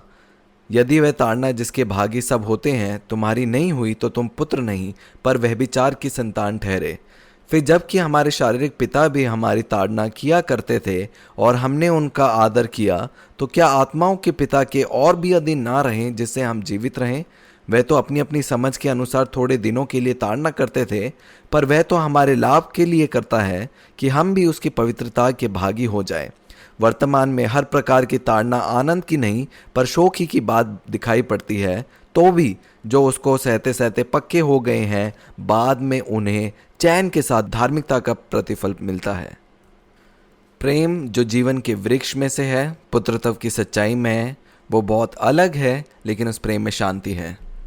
वो धार्मिकता का फल है। इसका अर्थ है ये प्रेम जयवंत है। ये जो प्रेम है वो धीरजवंत है। मुझे याद है जब मेरी मम्मी, मैं उनको बचाना चाहती थी। जब आप एक परिवार में, तो कुछ लोग अपने मुंह को नहीं खोलते क्योंकि उनको किसी से बहस नहीं करनी। आप जाने कि आप एक पुत्र हैं, अब आप भेड़ के समान नहीं लेकिन एक शेर के समान है, और शेर दहाड़ता है क्योंकि वो एक राजा है। और मैंने जितना वचन इनके जीवन में बोला, मैंने वो दोष लगाने वाला वचन नहीं जो हम 10 आज्ञाओं में, नियमों में हम पाते हैं, क्योंकि जब भी वो ऐसे काम करते थे मैं उन पर चिल्लाते थे कि आप नहीं जानते कि आपका एक पिता है जो आपसे बहुत प्रेम करता है। और हर बार मैं और मम्मी बहस करते थे, लेकिन मैं अपने मुंह को सत्य के लिए खोलती थी। प्रेम बोलता है और वो सत्य को बोलता है, और हो सकता है वो वाद विवाद को लेके आए पर वो साधारण है। लेकिन आप कल्पना करिए अगर आप उस प्रेम में अगर आप बोले ही नहीं तो तुम मत हिलाओ, मत झड़को। और मैं उनको कहती हूँ कि अगर मैं उनको झड़क रही हूँ या हिला रही हूँ या जगा रही हूँ तो वो इसीलिए कि वो अंधकार से उस ज्योति में आए। और जब आप कोई कार्य नहीं करते तो वो उसी स्थान में अंधकार में अपने जीवन को बिताते हैं। लेकिन जब आप उनमें मुंह को खोलते हो, आप देखेंगे कि अंधकार में भी जो लोग हैं वो इस जीवन को प्राप्त करते हैं। आप कभी सत्य के प्रचार करने से कभी ना घबराएं, क्योंकि आपके वचन जो हैं वो जीवन और आत्मा है, और वो उन वचनों को सुनकर वो राज्य में प्रवेश करेंगे। प्यार आपके बारे में आपके पिता की गवाही पर विश्वास करता है। हम पढ़ेंगे पहले यूहन्ना की पत्री उसका 2 अध्याय। ये आपके PDF में नहीं है, आप अपनी बाइबल में से निकाल सकते हैं इन वचनों को। हम ये वचन पढ़ेंगे, उसके बाद मैं आपके साथ एक अद्भुत गवाही को बांटूंगी। पहला यूहन्ना की पत्री 2 अध्याय उसका 4 वचन। जो कोई ये कहता है मैं उसे जान गया हूं और उसकी आज्ञाओं को नहीं मानता, वह झूठा है और उसमें सत्य नहीं। उसको जानना ही सत्य है, पर जो कोई उसके वचन पर चले उसमें सचमुच परमेश्वर का प्रेम सिद्ध हुआ है। इसका मतलब है सत्य और वचन। इसी से हम जानते हैं कि हम उसमें हैं। जो कोई ये कहता है कि मैं उसमें बना रहता हूँ, उसे चाहिए कि आप भी वैसे ही चले जैसा वह चलता है। जैसा यीशु चला मैं भी वैसे ही चलता हूँ। हे प्रियो, मैं तुम्हें कोई नई आज्ञा नहीं लिखता, पर वही पुरानी आज्ञा जो आरंभ से तुम्हें मिली है। ये पुरानी आज्ञा वह वचन है जिसे तुमने सुना है। फिर भी मैं तुम्हें नई आज्ञा लिखता हूँ, और ये उसमें और तुम में सच्ची ठहरती है, क्योंकि अंधकार मिटता जाता है और सत्य की ज्योति अब चमकने लगी है। जो सत्य का प्रेम है उसमें ज्योति है और दूसरे में अंधकार। इसका अर्थ है कि हम सत्य में एक दूसरे से प्रेम रखते हैं। जो कोई ये कहता है कि मैं ज्योति में हूँ और अपने भाई से बैर रखता है, वह अब तक अंधकार ही में है। हम प्रेम करते हैं उस ज्योति में, उस सत्य में, अपनी पहचान के बारे में कि हम कौन हैं। जो कोई अपने भाई से प्रेम रखता है वह ज्योति में रहता है और ठोकर नहीं खा सकता, पर जो कोई अपने भाई से बैर रखता है वह अंधकार में है और अंधकार में चलता है और नहीं जानता कि कहाँ जाता है, क्योंकि अंधकार ने उसकी आंखें अंधी कर दी हैं। हम पढ़ेंगे पहले यूहन्ना की पत्री, उसका 3 अध्याय और 10 वचन। इसी से परमेश्वर की संतान और शैतान की संतान जाने जाते हैं। जो कोई धार्मिकता के काम नहीं करता वह परमेश्वर से नहीं, और ना वह जो अपने भाई से प्रेम नहीं रखता। क्योंकि जो समाचार तुमने आरंभ से सुना वह ये है कि एक दूसरे से प्रेम रखें और कैन के समान ना बने जो उस दुष्ट से था और जिसने अपने भाई को घात किया। और उसे किस कारण घात किया? इस कारण कि उसके काम बुरे थे और उसके भाई के काम धार्मिकता के थे। आप सबको कैन और हाबिल की कहानी मालूम है। हाबिल वो कौन सी भेंट परमेश्वर के सामने लेके आया? वो एक मेमना लेके आया, एक लहू उसने परमेश्वर को चढ़ाया। और केन क्या लेके आया? केन अपने फसल में से जो से उन्नति मिली थी वो लेके आया। लेकिन वचन में लिखा है कि परमेश्वर ने कैन के भेंट को ग्रहण नहीं किया। क्योंकि आपको लगता है कि आप अपने कामों के द्वारा उनको प्रसन्न कर सकते हैं? नहीं, लेकिन केवल लहू है जो हमें उन पापों से क्षमा करता है।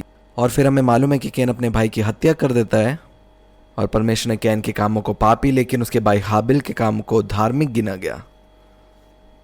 और वो जो भेंट हाबिल द्वारा दी गई थी वो एक चिन्ह है यीशु मसीह के लहू के लिए, यीशु मसीह की भेंट के, क्योंकि परमेश्वर कहता है कि मैं इससे आनंदित हूँ। और यहाँ पे प्रेम जो है वो सत्य में दिखाई पड़ता है। और आवश्यक कि जब आप प्रेम करें तो अपनी पहचान में उस सत्य में बने रहकर एक दूसरे से प्रेम रखें।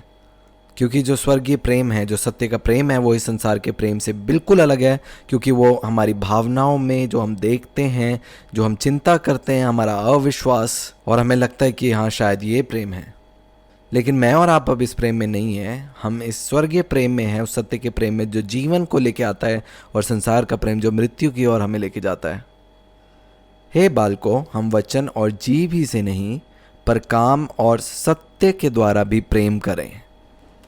वचन कहता है कि आप सत्य के द्वारा प्रेम रखें, अपनी पहचान के बारे में जो आप हैं। मुझे चाहिए कि जब मैं समस्याओं में हूँ ऐसे और लोग चाहिए जो मुझे याद दिलाएं कि मैं परमेश्वर की पुत्र हूँ, ना कि वो लोग जो मेरे शरीर में चिंता करें। आगे हम पढ़ेंगे 4 अध्याय का 7 वचन। हे प्रियो, हम आत्मा से प्रेम रखें क्योंकि प्रेम परमेश्वर से है। जो कोई प्रेम करता है वह परमेश्वर से जन्मा है और परमेश्वर को जानता है। फिर से यहाँ पे वचन याद दिलाता है हमारे जानने में, हमारे जागरूक होने के बारे में, कि अब हम परमेश्वर से जन्मे और हमने यीशु मसीह के प्रेम को देखा कि अब हम सत्य में और जीवन में प्रेम करते हैं। और ये संसार के लिए जो है दया रहित दिख सकता है। जो प्रेम परमेश्वर हमसे रखता है वह इससे प्रकट हुआ कि परमेश्वर ने अपने इकलौते पुत्र को जगत में भेजा कि हम उसके द्वारा जीवन पाएं। प्रेम इसमें नहीं कि हमने परमेश्वर से प्रेम किया, पर इसमें है कि उसने हमसे प्रेम किया और हमें पापों के पश्चाताप के लिए अपने पुत्र को भेजा। हे प्रियो, जब परमेश्वर ने हमसे ऐसा प्रेम किया तो हमको भी आपस में प्रेम रखना चाहिए। 17 वचन। इसी से प्रेम हमें सिद्ध हुआ कि हमें न्याय के दिन हियाव हो, क्योंकि जैसा वह है वैसे ही संसार में हम भी हैं। प्रेम में कोई भय नहीं है, कुछ खोने का डर नहीं है। संसार में तो भय है लेकिन परमेश्वर के प्रेम में भय नहीं है। प्रेम में भय नहीं होता, वरन सिद्ध प्रेम भय को दूर कर देता है, क्योंकि भय का संबंध दंड से होता है, और जो भय करता है वह प्रेम में सिद्ध नहीं हुआ। हम इसलिए प्रेम करते हैं कि पहले उसने हमसे प्रेम किया। आगे 5 अध्याय में लिखा है, क्योंकि जो कुछ परमेश्वर से उत्पन्न हुआ है वह संसार पर जय प्राप्त करता है, और वह विजय जिससे संसार पर जय प्राप्त होती है हमारा विश्वास है। संसार पर जय पाने वाला कौन है? केवल वह जिसका ये विश्वास है कि यीशु परमेश्वर का पुत्र है। आगे 6 वचन में पढ़ेंगे, यही है वह जो पानी और लहू के द्वारा आया था, अर्थात यीशु मसीह। वह न केवल पानी के द्वारा वरन पानी और लहू दोनों के द्वारा आया था। और जो गवाही देता है वह आत्मा है, क्योंकि आत्मा सत्य है। परमेश्वर से प्रेम रखें आत्मा और सच्चाई से। और जब मैं और आप एक दूसरे से प्रेम रखते हैं, हम शरीर में होकर प्रेम नहीं करते, लेकिन हम एकता में, उस सत्य में एक दूसरे से प्रेम रखते हैं।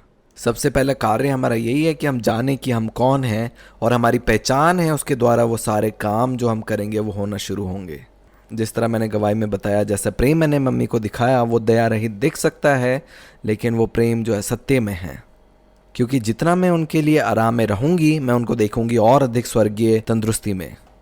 8 वचन। गवाही देने वाले 3 हैं, आत्मा और पानी जो बपतिस्मा के द्वारा है, और लहू, और तीनों एक ही बात पर सहमत हैं। जब हम मनुष्य की गवाही मान लेते हैं तो परमेश्वर की गवाही तो उससे बढ़कर है। आप विश्वास करें पिता की गवाही के बारे में जो आपके विषय में है। और परमेश्वर की गवाही यह है कि उसने अपने पुत्र के विषय में गवाही दी है।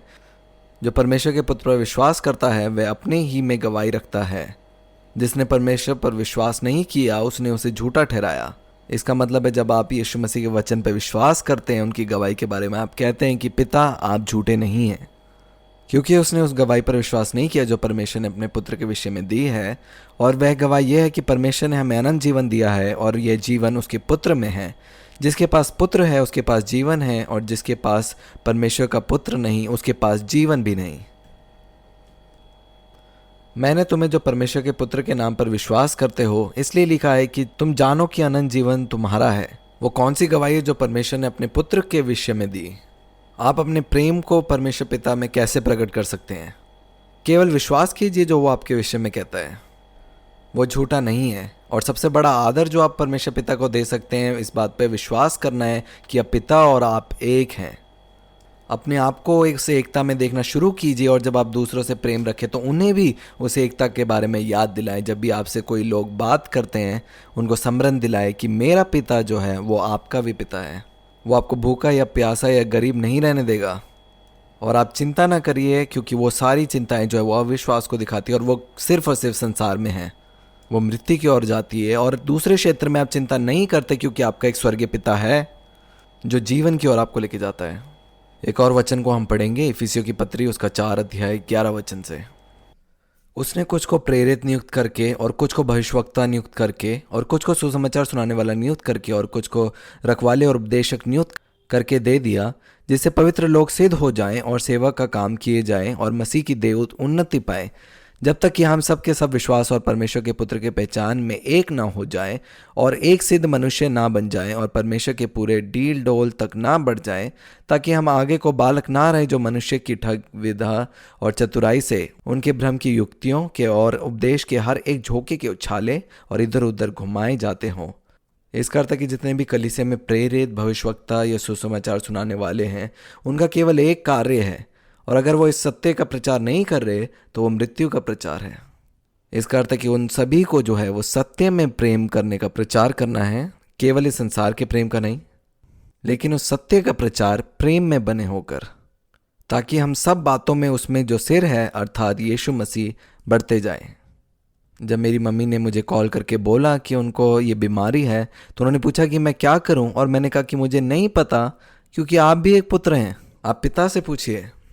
मेरे लिए ये एक बहुत बड़ी चिंता का विषय बन सकता था, लेकिन मैंने सिर्फ उन्हें उत्साहित किया कि आप पिता से पूछिए कि मुझे क्या करना चाहिए, पवित्र आत्मा से पूछिए और उस कार्य को करिए। फिर वो एकांत में गए। मैं उनके लिए प्रार्थना कर सकती थी, लेकिन मैंने नहीं की, क्योंकि मैं उनको उनकी पहचान में बढ़ा रही हूँ और मैं अपने पिता को जानती हूँ, क्योंकि एक वाचा है जो मेरे लिए काम कर रही है। और उन्होंने पवित्र आत्मा से पूछा और उनको मूली खाने के लिए कहा, और जैसे वो रोटी और दाल भी खा रही हैं, वो इस बात के स्मरण को ले रही हैं कि जो रोटी है वो आपका ध्येय है और आपके लहू में मैं शामिल होती हूँ। और जैसे वो इस प्रतिक्रिया को कर रहे थे, अचानक से वो देखते हैं कि उनका मन बेचैन होता है। वो वॉशरूम में जाते हैं और देखते हैं कि जो वहाँ पे उल्टी करते हैं तो हर एक चीज़ जो बीमारी उनके नाक में थी, वो कैंसर के सारे सिम्टम्स, वो सब लहू के द्वारा बाहर आ जाते हैं। सिर्फ याद दिलाया कि आप परमेश्वर के पुत्र हैं। मैं उनको संसारिक प्रेम कर सकती थी, लेकिन वो सारे कार्य जो है वो जीवन के फल को उत्पन्न नहीं करते। और दूसरा प्रेम जो है दयारी दिख सकता है, क्योंकि जब भी एक माँ अपनी बेटी को कॉल करती है तो वो कुछ भी नहीं करती। वो इसलिए है क्योंकि मैं जानती हूँ कि मैं एक पुत्र हूँ और उसी में मुझे शांति मिलती है। और ये प्रेम है जो जीवन को लेके आता है। कौन सा बेहतर प्रेम है? अब मैं और आप एक दूसरे से उस सत्य में अपनी पहचान में होकर एक दूसरे से प्रेम रखते हैं, और फिर आप दूसरे व्यक्ति को भी उसके सत्य और उसकी पहचान में और अधिक आप बढ़ते हैं और उस बढ़ोतरी में आप उसे प्रेम रखते हैं। तो हम प्रेम में सच्चाई से चलते हैं और हम सब बातों में उसमें जो सिर है अर्थात मसीह में बढ़ते जाते हैं, जिससे सारी देह हर एक जोड़े की सहायता से एक साथ मिलकर और एक साथ गठकर उस प्रभाव के अनुसार जो हर एक अंग के ठीक ठीक कार्य करने के द्वारा उसमें होता है, अपने आप को बढ़ाती है कि वह प्रेम में उन्नति करती जाए। पुत्र जो है वो आत्मा और सच्चाई से प्रेम रखते हैं। आप जब संसार के क्षेत्र में हैं, आप एक दूसरे से सहभागिता रख सकते हैं, लेकिन आप एक अनाथों की तरह आप सहभागिता रखते हैं। आपका कोई व्यक्तिगत रिक्शा परमेश्वर के साथ नहीं है। जब वहाँ पे वचन में लिखा है कि परमेश्वर प्रेम है, उसका अर्थ है कि आप परमेश्वर को जाने कि वो कौन है। और जब संसार में लोग इकट्ठे होते हैं तो वो एक समुदाय की तरह है, जहाँ पे लोग एक दूसरे के लिए खड़े हैं और जो दूसरा क्षेत्र है, जो आत्मा के क्षेत्र है, जब उसमें लोग मिलते हैं तो उसमें लोग अपनी सच्चाई में, अपनी आत्मा में मिलते हैं कि हम परमेश्वर के पुत्र हैं। और जब हम लोग मिलते हैं तो हम शरीर से नहीं लेकिन हम आत्मा में एक दूसरे को याद दिलाते हैं, अपनी पहचान में दृढ़ करते हैं कि हम कौन हैं। मैंने अपनी मम्मी के साथ भी एक सहभागिता रखी, और जब हम मिलते हैं तो वो बात करते हैं कि परमेश्वर पिता ने उनके जीवन में क्या क्या कार्य करे और कैसे वो धार्मिकता इनके लिए काम करती है। और फिर मैं अपने जीवन से अपने अनुभव को बांटती हूँ। हम दो पुत्र हैं जो सहभागिता रखते हैं। हम लोग अनाथ नहीं हैं, जो समुदाय की तरह कार्य करते हैं, एक दूसरे पे विश्वास रखते हैं। कोविड में क्या हुआ, चर्च बंद हो गए और बहुत से चर्च जो है इस समय में गिरे, क्योंकि लोगों को मालूम नहीं है कि कैसे बाहर निकल कर उसका सामना करना है। सत्य वो है कि हर एक बीमारी का नाम जो है वो सब आपके पैरों के नीचे किया गया है। एक क्षेत्र में आप गुलाम हैं और दूसरे क्षेत्र में आप पुत्र हैं। तो एक बार एक लड़की मेरे पास आई, वो एक लड़के को जानती थी जो विश्वासी था बहुत समय से, और उसके साथ थी, और वो हर एक कामों को करती थी जो व्यवस्था में लिखी गई थी। और एक समय ऐसा है कि उन्होंने बिलवर्ड भी आना बंद कर दिया। ये जो स्त्री हैं वो एक पुत्र हैं, और वो एक ऐसे व्यक्ति से मिलती है जिन्हें अभी मालूम नहीं है कि वो परमेश्वर के पुत्र हैं। और कुछ समय बाद देखते हैं कि वो व्यक्ति जो है उस स्त्री को जो है अपने क्षेत्र में खींचना शुरू करता है। वो सारे नियम और बंधन जो है उसके जीवन में लगाने पड़ते हैं। और कई बार अनुभव की भी ज़रूरत नहीं है, क्योंकि आप वचन में उन सत्यों के बारे में आप पढ़ सकते हैं। और मुझे याद है मैंने उनको मैसेज लिखा कि आप अपने अधिकार को ना खोइए, जो अधिकार आपको पुत्रत्व से मिलता है। अब कल्पना करिए, ये स्त्री जो है हर एक काम जो है वचन के आधारित कर रही है, लेकिन उसने एक दास का जो है एक पहचान को ले लिया है। अगर वो कुछ गलत भी होता देख रही है, अपने ज़ुबान को उसने बंद किया है, लेकिन जो प्रेम है वो बह रहित है और वो बोलता है। और प्रेम डरता नहीं है चीज़ें खोने के लिए, और जब वो बोलता है वो उस जीवन को काम करता हुआ देखता है, क्योंकि हर एक चीज़ जो पिता ने मुझे दी है वो मेरे पास आएगी। इसलिए मैंने स्त्री को कहा, ये जो रिश्ता है वो आपको मृत्यु की तरफ लेके जाएगा, क्योंकि आप भूल गए हैं अपनी पहचान एक पुत्र की। और मैंने वचन के आधारित मैंने वो सब मैसेज को लिखा, और 3 महीने बाद जो कुछ लिखा गया वो सत्य हो गया। वो रिश्ता टूट गया। वो सब चीज़ें जो है वो सही दिखाई दे रही थी, लेकिन एक चीज़ की कमी थी कि वो अपने पहचान से दूर हो चुके थे। और उस अनुभव के बाद वो सब कुछ छोड़कर जो अपनी पहचान को उन्होंने पकड़ के रखा, क्योंकि वचन है जो आपके जीवन में फल को उत्पन्न करता है। आप उस वचन को थामे रखिए, उस वचन का आदर करिए, और देखेंगे समय के साथ वो वचन जो है आपके जीवन में फल लेके आएगा। फिर अब ये स्त्री वापस आती है और अपनी पहचान वचन पे आधारित रखती है, उस अनुभव से नहीं जो उनके जीवन में हुआ। उस सत्य को पकड़े रखा कि मैं परमेश्वर के पुत्र हूँ, और एक भी दिन ऐसा नहीं जाने दिया जिसमें वो निराश हो। और वो हर एक दिन वो आनंद के साथ जीते गए, और उन्होंने पिता की गवाही के जो उनके विषय में थे विश्वास किया, ना कि उस व्यक्ति की गवाही पे। और क्या हुआ, पिता ने 1 महीने बाद ही उनके जीवन में एक पुत्र को उनके जीवन में लेके आया। अब उनकी पहचान एक दास के समान नहीं थी, लेकिन वो पुत्र की पहचान में थी, और उन्होंने सीखा उस सत्य को बोलना। और जितना उन्होंने सत्य को बोला, उन्होंने उस पहचान को पकड़ के रखा जिसमें उन्हें मालूम हुआ कि वो जीवन देने वाला आत्मा है। और इसके द्वारा उन्होंने उस दूसरे व्यक्ति को भी राज्य में बढ़ाना शुरू किया। और इसके बाद आप सब जानते हैं कि परमेश्वर ने उनके जीवन में बहुत अद्भुत काम किए। लेकिन ऐसे रिश्ते में एक में उन्होंने अपनी पहचान जो एक दास के समान रखी, और दूसरे में एक पुत्र के समान। प्रेम जो है हमेशा सत्य में बना रहता है, और वो डरता नहीं है बोलने में। इसलिए अगर मैं उस बात के लिए खड़ी होती हूँ जिस पर मैं विश्वास करती हूँ, मैं देखूंगी जो मेरा नहीं है वो जाता हुआ है। मेरे जीवन की जो अद्भुत गवाही है, जब मैं यूके में थी, जब मैं वहाँ पे प्राइम मिनिस्टर से मिली, उस समय कोई भी मेरे परिवार में मुझ पर विश्वास नहीं करता था। मैं यीशु मसीह के बारे में बोलती रहती थी, क्योंकि जब जब मैंने वचन को बोला और मैं उस सत्य में मैं खड़ी रही, परमेश्वर ने मेरा साथ दिया। आप परमेश्वर को अपने लिए खड़ा देखेंगे जब आप उस सत्य को अपने मुंह से बोलेंगे। इसलिए मुझे याद है जब मैंने मम्मी को कहा कि मैं यूके जा रही हूँ, और मैं प्राइम मिनिस्टर की बीवी से मैं मिली, और उन्होंने मुझे अपने घर में बुलाया, और जब मेरी फ़ोटोज़ को देखा तो मेरे परिवार वालों को विश्वास हुआ कि ऐसा कुछ है कि इसके जीवन में एक अद्भुत कार्य जो हमेशा होते रहते हैं। मैं एक बार एक सरकारी दफ्तर में थी, और जब मैं वहाँ दफ्तर में गई, मैंने देखा कि वहाँ पे बहुत जो है करप्शन जो है वहाँ पे मेरे सामने मैंने देखा कि एक बहुत लंबी लाइन लगी है, लेकिन वहाँ पे कई मंत्री हैं जो इंतज़ार कर रहे हैं। और वहाँ मैं उनके असिस्टेंट के पास गई और मैंने कहा कि जो कार्य आप कर रहे हैं वो गलत है, और आप समय दें लोगों को मिलने के लिए, क्योंकि सबका समय कीमती है। मैं तो फिर भी बॉम्बे से हूँ, लेकिन लोग अलग अलग जगह से आते हैं। एक ऐसा सिस्टम बनाइए कि सबको मौका मिले। और फिर उसने कहा कि तुम कौन हो जो मुझे ये बातें सिखा रहे हो। और उसने कहा कि ये जो जगह है वो एक मंदिर के समान है, क्योंकि बड़े बड़े सेलिब्रिटीज़ हैं वो भी यहाँ पे आते हैं। और उसने ऐसे घमंड किया उस जगह के बारे में। और मैंने कहा कि मैं नहीं जानती आपके भगवान के बारे में, आपके मंदिर के बारे में, लेकिन जब मैं प्रार्थना करूँगी तो हर एक चीज़ बदल जाएगी यहाँ पे। लेकिन मुझ में वो एक साहस था बोलने के लिए उस जो चीज़ गलत थी, क्योंकि उसके पास सामर्थ है लेकिन मेरे ऊपर वो कोई सामर्थ नहीं रखता। आप जाने कि आप पुत्र हैं और परमेश्वर के पुत्र के पास अधिकार है। और मैं जब उस स्थान से निकली तो मैं बहुत क्रोधित थी और मैंने अपने फ़ोन में इस नोट को बनाया कि इस स्थान में यीशु मसीह की आवश्यकता है। और अगले दिन मेरे मित्र का फ़ोन आता है और मैं धन्यवादी हूँ कि मैंने कुछ ऑनलाइन पोस्ट नहीं किया था, लेकिन मेरे दोस्त ने मुझे कहा कि तुम्हें कुछ परमेश्वर ने बताया है। मैंने पूछा क्यों? उन्होंने कहा टीवी को ऑन करो। और मैंने देखा कि वो जगह जो है वो सारी जो है वो आग में है। और वो आग उस बिल्डिंग में शुरू हुई उसी स्थान से जिस स्थान में मैं उस बिल्डिंग में उस डिपार्टमेंट में गई थी।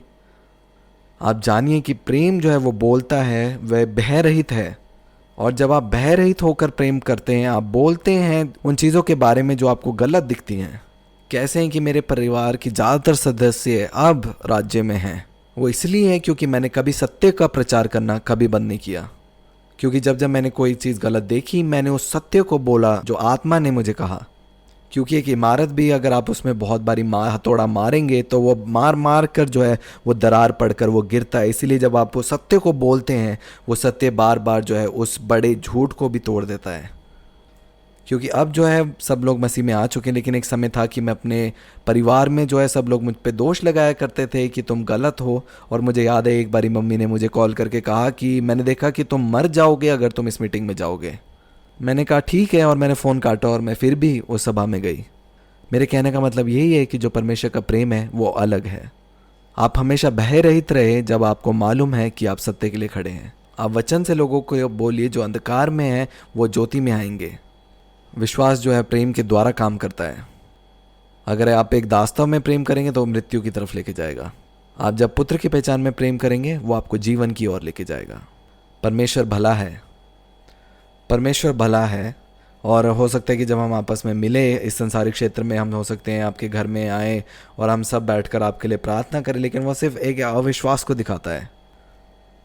और परमेश्वर भला है जब हम आत्मा में सच्चाई में जब हम प्रेम करते हैं। हम देखते हैं कि जो वचन में लिखा है कि परमेश्वर का भय जो है वो ज्ञान की शुरुआत है।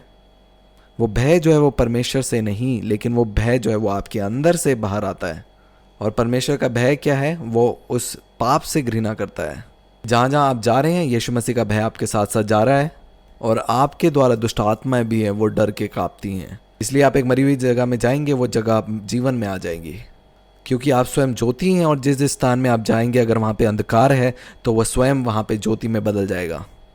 मैं आज के मैसेज को समाप्त करूंगी, लेकिन मैं याद दिलाना चाहती हूँ कि जो एक पुत्र है वो सत्य में होकर अपनी पहचान में होकर प्रेम करता है। और हम इस संसार के रीति रिवाज में पढ़कर उस प्रेम की परिभाषा में ना आए जो इस संसार से आती हैं। मेरा विश्वास कीजिए वो प्रेम जो है केवल मृत्यु की ओर लेके जाएगा। एक प्रेम परमेश्वर की ओर से आता है और वो प्रेम धीरजवंत है, वो दयालु है, वो कृपालु है। वो प्रेम जो है वो सत्य में है और वो आनंदित होता है। और आप किसी और से नहीं, लेकिन आप सीखें कि यीशु मसीह ने कैसे प्रेम किया, कि परमेश्वर का प्रेम संसार के प्रेम से अलग है। और कई बारी वो दया रहित दिख सकता है, लेकिन वो उन्हीं का प्रेम है जो जीवन को उत्पन्न करता है। और हमें भी अब एक दूसरे से प्रेम उसी समान करना है, ताकि जो दूसरा व्यक्ति भी है वो इस प्रेम को, सत्य को अपनी पहचान में लेके आ सके।